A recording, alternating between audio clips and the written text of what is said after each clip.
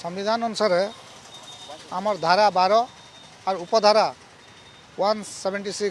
अनुसार जेन नियम बनाले सरकार 167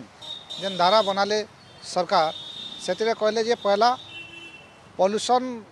सर्टिफिकेट से पार्बा जिते बेले तकर जदि रही जाइथिबा किछि चालान सेटा काटला परे जी कराहबा बोली कहले तारपर किछि दिन पर से कहले कि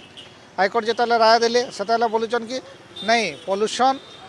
सर्टिफिकेट निहाती कटा जदि चालान थिले भी कटा जी पार्बा बोलचन माने निश्चित भाव में एठाने कहीं ना कहीं गोटे